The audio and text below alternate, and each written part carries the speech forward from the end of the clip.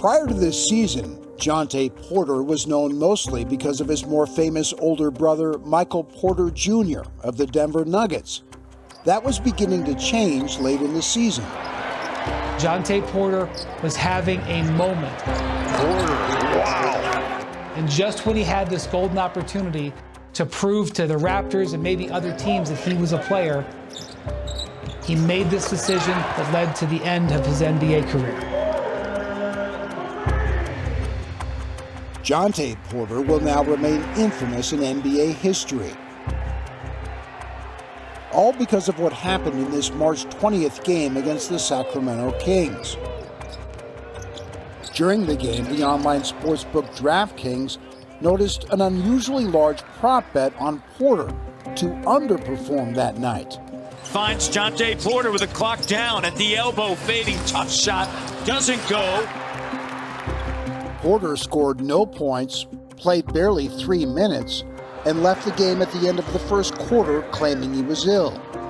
The NBA now says Porter provided inside information to a known gambler who placed a parlay bet, bundling multiple prop bets together, betting, among other things, that Porter would score under 8.5 points and make under 4.5 assists. When all the legs of the parlay hit, that $80,000 bet stood to pay out $1.1 million. But the bet was flagged by DraftKings as suspicious, voided, and the NBA launched an investigation.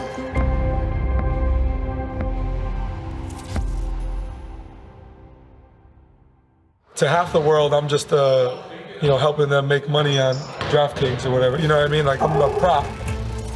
Propositional or prop bets are a staple for today's online gamblers and remain popular because they allow people to bet on an athlete's individual performance. A prop bet, in its very simplest term, is a wager on an instance to occur within a game.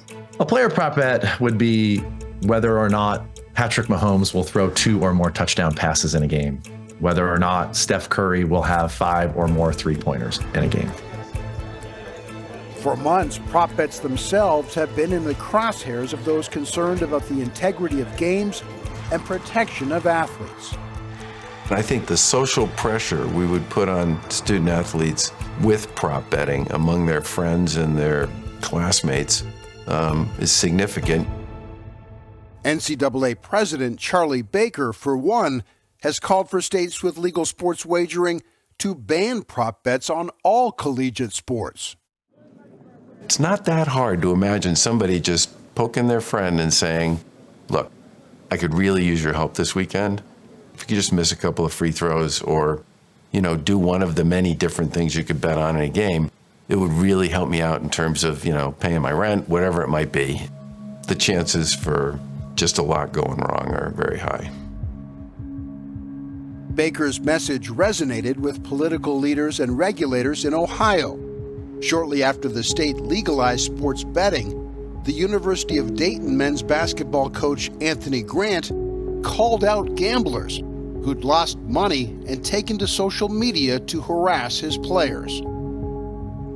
When we have people that make it about themselves and attack kids because of their own agenda, it sickens me. What types of things have these athletes heard on social media?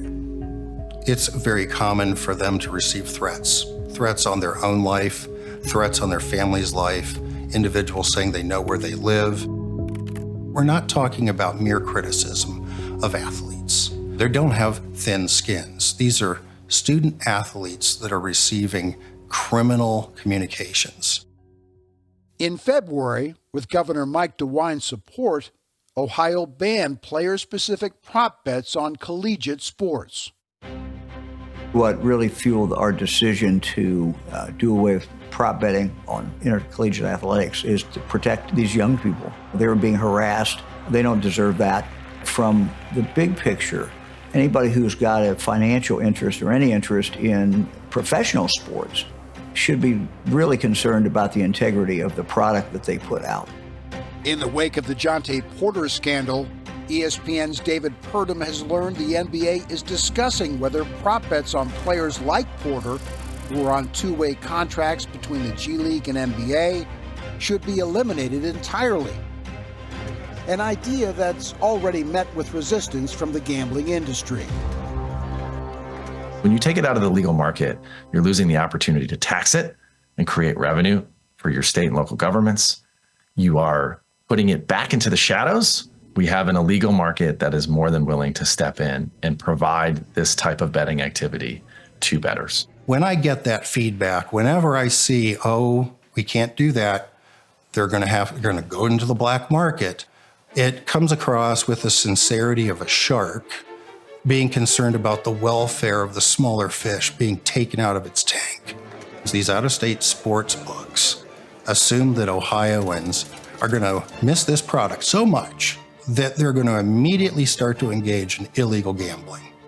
And I think that that's rather insulting to the people of Ohio. It's not that we wish that there'll be more scandals, but I think more problems and more scandals are inevitable. And at some point, I think it will reach the level where people will demand that Congress get involved in this.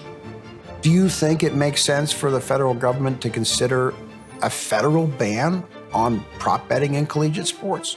Oh, I would love it. I would love if the federal government banned prop betting.